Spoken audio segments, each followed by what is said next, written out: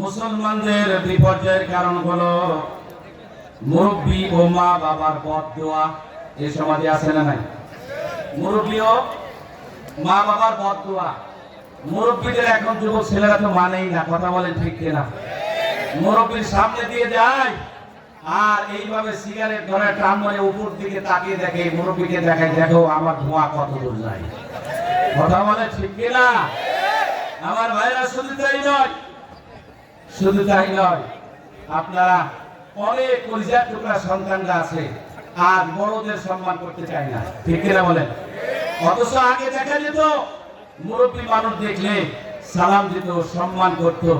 আর মোড়ের পাশ দিয়ে মুরব্বীরা চলে যায়, নামাজি ব্যক্তি চলে যায়, ছোট ছোট বাচ্চাগুলি সালাম কালাম পর্যন্ত করে না, ঠিক কিনা বলেন? মুসলমানদের এই বিপর্যয়গুলি আমাদের হাত থেকে এসেছে, আমাদের কর্মকাণ্ড থেকে এসেছে।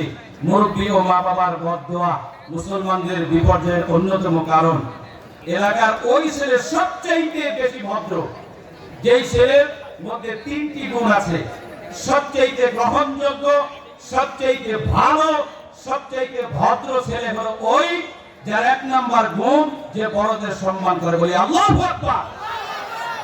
রাসূলুল্লাহ সাল্লাল্লাহু আলাইহি ওয়াসাল্লাম বলেছেন, লাইসা মিন্না মান লাম ইউআক্কির কাবীরানা, যেই ব্যক্তি বড়দের সম্মান করে না সে আমার উম্মত না, ঠিক কিনা বলেন? এই যুবক, তোমার বড় যারা তাদেরকে তোমার সম্মান দেখাতে হবে, বিশ্বনবী বলেছেন। বলি আল্লাহু আকবার। দ্বিতীয় নাম্বার, আপনার সমাজে আপনার পরিবারে ওই ছেলেটি সবচাইতে যোগ্য, ভালো।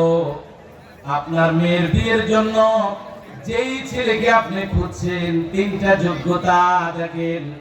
আপনার মেয়ে সুখে থাকবে, কোনো বালা মুসিবত হবে না, আল্লাহ পাক রহমত এবং বরকত দিয়া ভরপুর করে দেবেন। এই সমাজের যোগ্য ছেলে, ভদ্র ছেলে হলো তারা, এক নাম্বার মুরব্বী দেখলে সম্মান করে যারা। দ্বিতীয় নাম্বার হলো যে নেশা থেকে মুক্ত। কি থেকে মুক্ত? নেশা থেকে মুক্ত। এখনকার যুবকরা তো নেশা করে না, বলে আহারে। কয়েকদিন আগে লালন সাহেব দেখেছেন, ছোট ছোট ছেলে মেয়ে সবাই গিয়ে সমানে কলকি টানতেছে, কথা বলে ঠিক কিনা? বাইরে টানা। পুলিশ দাঁড়িয়ে আছে, দেখলাম পুলিশ দাঁড়িয়ে আছে, ইচ্ছা মতো, মনে হচ্ছে যে আখেরাতে সবই পাবে কিন্তু এই জিনিস পাবে না। বলি নাউজুবিল্লাহ। ও কলিজার টুকরা সন্তান, আল্লাহ পাক এটা হারাম করেছেন। ইন্নামাল খামরু ওয়াল মাইসিরু ওয়াল আনসাবু ওয়াল আসলামু রিজসুম মিন আমালিশ শাইতান। এটা শয়তানের কাজ। মদ, জুয়া, ভাগ্য নির্ধারক, দেবদেবী সব হলো শয়তানের কাজ। যেই ছেলেটা কলিজার টুকরা সন্তান নেশা করে, ওর শরীরে শক্তি থাকে না, কিছুদিন মহারাজা থাকে, কারণ গাঁজা খায়, ঠিক কিনা বলেন? ও খুব রাজা থাকে, কিন্তু কিছুদিন পর যায় গিয়ে দেখা যায় মাজায় আর শক্তি নাই। এই গাঁজা খোরদের এই অবস্থা। মনে রাখবেন, মনে রাখবেন, যেই কলিজার টুকরা সন্তানটি নেশাগ্রস্ত, এই সন্তান দিয়ে ভবিষ্যৎ জাতি, রাষ্ট্র কোনো কিছু উপকার হবে না। রাত 12টার পরে রাস্তায় পড়ে থাকবে, গাছে গিয়ে ধাক্কা খাবে আর বলবে যে এই সাইড দে, কথা বলে ঠিক না? আমার ভাইয়েরা, এই নেশা থেকে দূরে থাকতে হবে। যোগ্য যুবক হলো তিনটা গুণ থাকবে যোগ্য যুবকের। এক নম্বর, বড়দের সম্মান করতে হবে, সম্মান করে। দ্বিতীয় নম্বর, যে নেশা থেকে দূরে থাকে। তিন নম্বর, যেই যুবক ফজরের নামাজে মসজিদে হাজির হয়। কোন নামাজে? ফজরের নামাজে।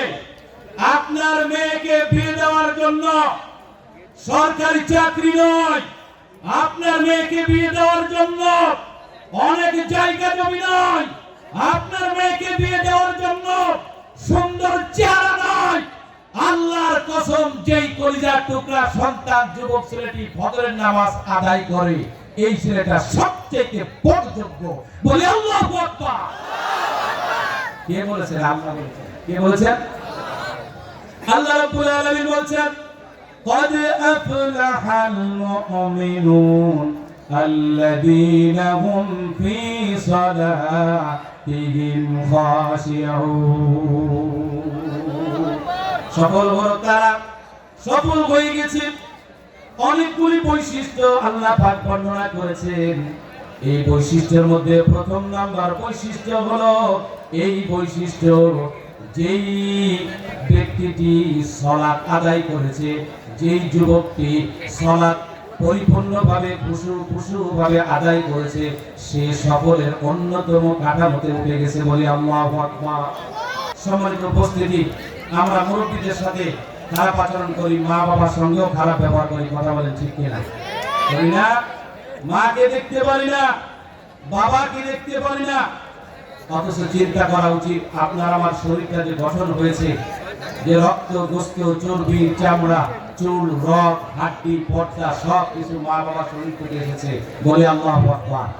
সে মা বাবার বদদোয়া যেন না করে, কোন খারাপ আচরণ মা বাবার সঙ্গে করা যাবে না। আলোচনা করতে গিয়ে বলে থাকি, বাবা হলো বাড়ির ছাদের মতো, বাবা হলো বাড়ির ছাদের মতো। আপনি বাড়ির ছাদ দিয়েছেন, কিন্তু আমার ভাইরা কিন্তু চতুর্দিকে ইটের গাঁথনি দেন নাই, শুধু ছাদ রেখেছেন। এই ছাদটি হলো বাবার মতো। যেই ব্যক্তির জীবনে, যেই মানুষের জীবনে বাবা বেঁচে আছে, ঝড় বৃষ্টি পানির হাত থেকে বাঁচার জন্য ছাদ যেমন রক্ষা করে, বাবা নামক ছাদ আল্লাহর ওই বান্দাকে বাবার মাধ্যমে রক্ষা করে বলি আল্লাহু আকবার। আর মায়ের দৃষ্টান্ত হলো ওই ছাদওয়ালা বাড়ি, চতুর্দিকে যে ঘরটি সাজানো হয় ইটের গাঁথনি দিয়ে, ঘরটা সাজানো হয়, ঘরটা সাজানো হয়েছে ইট গিটির চতুর্দিকে। মা আছে, কিন্তু যার মা আছে, বাবা আছে, বুঝে নিতে হবে আপনার বাড়ির ছাদও আছে, চতুর্দিকে গাঁথনি আছে, কিন্তু যার মা নাই, বাবা আছে, বুঝে নিতে হবে বাড়ির ছাদ আছে, কিন্তু চতুর্দিকে গাঁথনি নাই। কিন্তু বুঝে নিতে হবে যার বাবা আছে, বাবা আছে, মা নাই, তার বাড়ির চতুর্দিকে গাঁথনি নাই। এমনি করে অল্টারনেটিভ, যার এই জীবনে মা নাই, বাবা নাই, তার ঘর বাড়ি কিছুই নাই, কিচ্ছু নাই। আমি বলি যে তার মা নাই, তার বাড়ি নাই, বাড়ি নাই।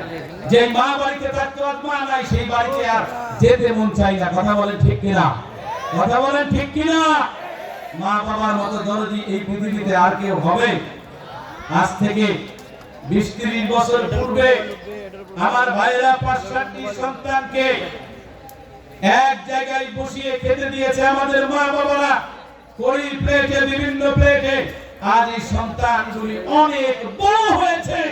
আফসোসের ব্যাপার, একটা মা একটা বাবার খাবার ব্যবস্থা করতে পারে না। কথা বলে ঠিক কিনা? এর চাইতে কুলাঙ্গা সন্তান হতে পারে যেই সন্তান মা বাবা খাবার ব্যবস্থা করতে পারে না বৃদ্ধা বয়সে।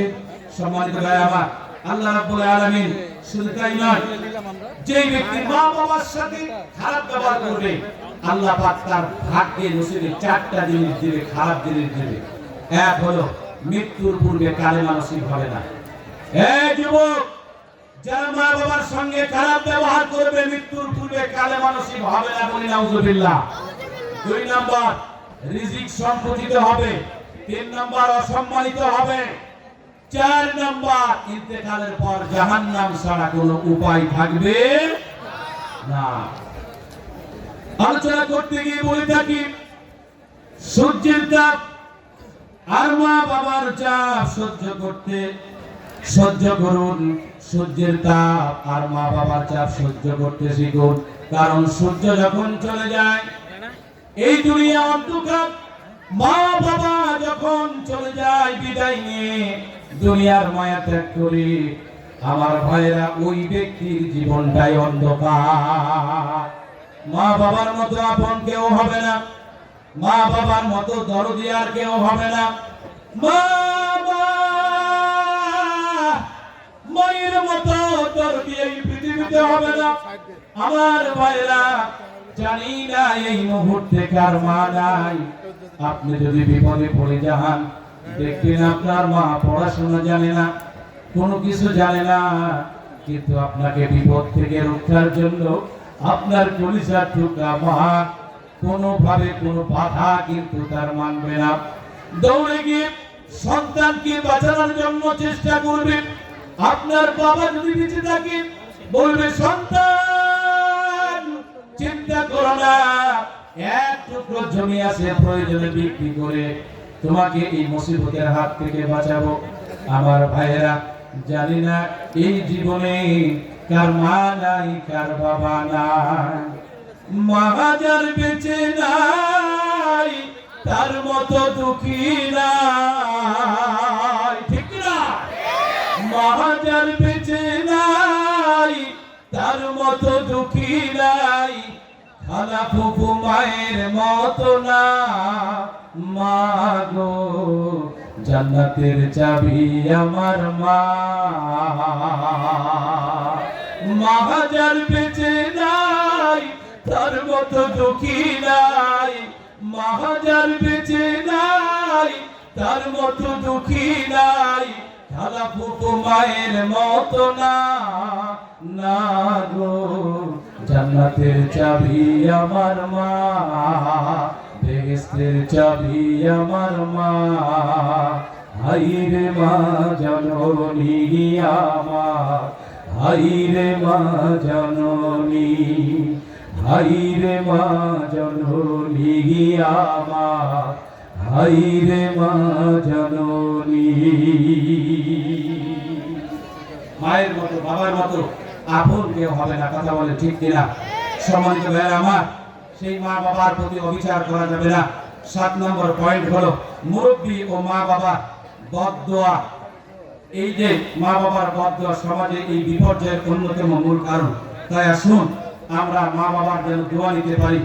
এই যে 7টি বিষয়গুলি আপনাদের সামনে যে আলোচনা করলাম, মুসলমানদের বিপর্যয়ের মূল কারণগুলি, এর হাত থেকে আল্লাহ রাব্বুল আলামিন আমাদের সকলকে হেফাজত করুন। আখলিস দীনাকা ইয়াকফিকাল আমালুল কলিল। আমরা আমল করা শুরু করব সহি শুদ্ধভাবে। আল্লাহ পাক যেন আমাদেরকে নাজাত দান করেন, আল্লাহ পাক যেন আমাদেরকে মাফ করে দেন। সকলে বলি আমিন।